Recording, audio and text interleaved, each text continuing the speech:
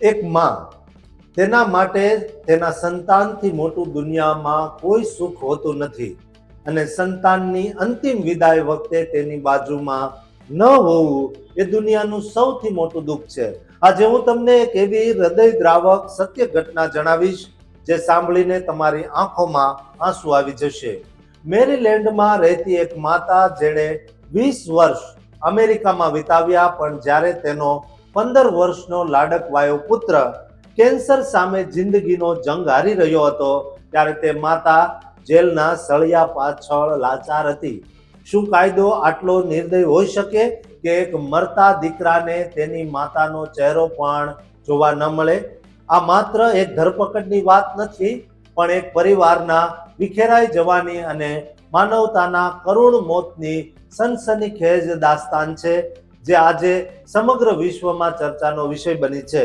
વાત છે આર્લિટ Maria Martinez કરડાની, જે મેક્સિકોની વતની છે અને છેલ્લા 2 દાયકાથી મેરીલેન્ડમાં રહેતી હતી. 3 જાન્યુઆરી 2026ના રોજ જ્યારે તે સવારે નોકરી પર જઈ રહી હતી ત્યારે સેલેસવેરીમાં ઇમિગ્રેશન એન્ડ કસ્ટમ એન્ફોર્સમેન્ટ દ્વારા તેની અચાનક ધરપકડ કરવામાં આવી. સૌથી દુઃખદ પાસું એ હતું કે તેનો 15 વર્ષનો પુત્ર કેવિન છેલ્લા 4 મહિનાથી કેન્સર સામે લડી રહ્યો હતો અને તેની માતાની ધરપકડના માત્ર 2 જ દિવસ પછી એટલે કે 5 જાન્યુઆરીએ કેવિનનું અવસાન થયું હતું. આર્લિટ જેલમાં હોવાના કારણે પોતાના દીકરાને અંતિમ વાર મળી પણ ન શકી અને તેને તે જાણવા પણ ન દીધું કે તેની માં ક્યાં છે. જોકે આર્લિટનો કોઈ ગુનાહિત રેકોર્ડ નહોતો, સિવાય કે 2015માં એક ટ્રાફિક લાયસન્સનો કેસ હતો. તેમ છતાં તેને બાલ્ટીમોરની જેલમાંથી ન્યૂ જર્સીના ડેલાની હોલ ફેસિલિટીમાં ખસેડવામાં આવી, જે જેલ તેની ખરાબ સુવિધાઓ અને વિવાદો માટે કુખ્યાત છે.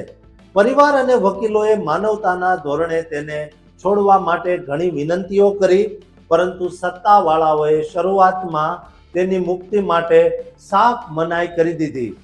આ ઘટના જ્યારે મીડિયામાં ચમકી અને સેનેટર ક્રિસ વેન હોલેને દખલગીરી કરી ત્યારે જઈને છેક જાન્યુઆરીના અંતમાં તેને $12,000 બોન્ડ પર મુક્ત કરવામાં આવી, જેથી તે 31 જાન્યુઆરીએ તેના પુત્રના અંતિમ સંસ્કારમાં હાજરી આપી શકે. અત્યારે આર્લિટ જેલની બહાર છે, પણ તેના પગમાં ઇલેક્ટ્રોનિક એન્કલ મોનિટર બાંધેલું છે, જે તેના દરેક પગલા પર નજર રાખે છે.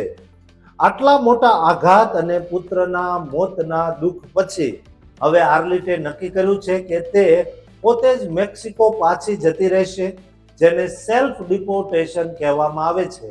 જોકે ડિપાર્ટમેન્ટ ઓફ હોમલેન્ડ સિક્યુરિટી આવા લોકોને પ્રોત્સાહન તરીકે $2,600 અને ફ્રી ફ્લાઇટની ટિકિટ આપે છે, પરંતુ આ કેસમાં આ નિર્ણય મજબૂરી અને માનસિક ત્રાસ હેઠળ લેવાયો હોય તેવું દેખાઈ રહ્યું છે. બીજી તરફ સરકારનો પક્ષ એવો છે કે આ ધરપકડ કાયદેસર હતી, કારણ કે આર્લિટે ભૂતકાળમાં એટલે કે વર્ષ 2002માં 3 વાર ગેરકાયદેસર પ્રવેશ કર્યો હતો અને તેને 3 વાર દેશ નિકાલ એટલે કે ડિપોર્ટેશન કરવામાં આવી હતી.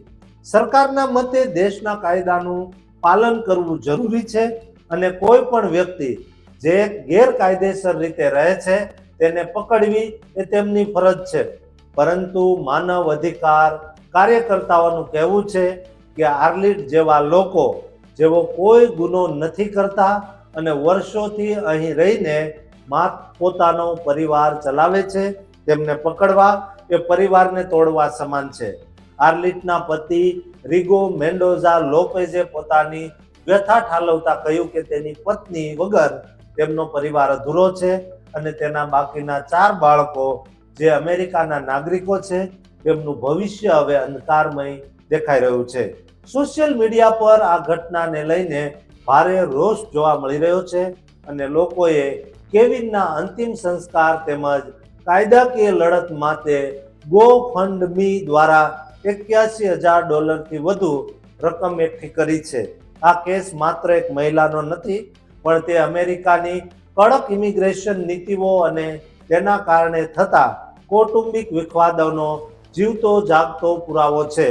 અત્યારે આર્લિટ મેક્સિકો પાછા જવાની કાયદાકીય પ્રક્રિયા પૂર્ણ કરી રહી છે, પરંતુ એક સવાલ હજુ પણ હવામાં લટકે છે: શું કાયદાના પાલન માટે આટલી મોટી માનવીય કિંમત ચૂકવવી યોગ્ય છે?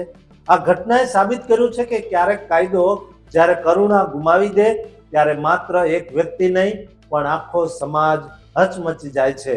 દોસ્તો, તમારું આ ઘટના અંગે શું માનવું છે? આઈસની કાર્યવાહીને તમે કેવી ગણો છો તે કોમેન્ટ જરૂર કરજો.